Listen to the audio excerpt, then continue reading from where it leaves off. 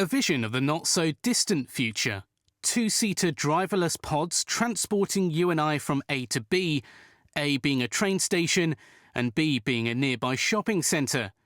Becoming operational in the grid-based town of Milton Keynes, an environment arguably perfectly structured to test out the new autonomous vehicles.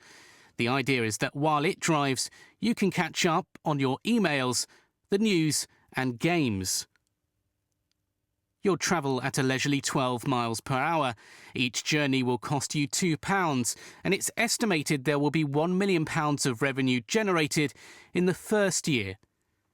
The pods are from the firm that installed laser-guided ones at Heathrow Airport, but will be different, using GPS, high-definition cameras, sensors, and will travel on separate lanes to avoid hitting pedestrians.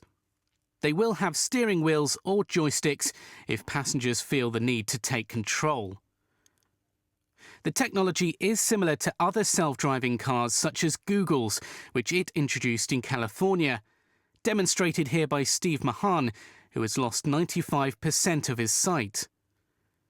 The 20 trial pods are due to start running in Milton Keynes from 2015, but the government reckons 100 of them could be ferrying people back and forth by 2017.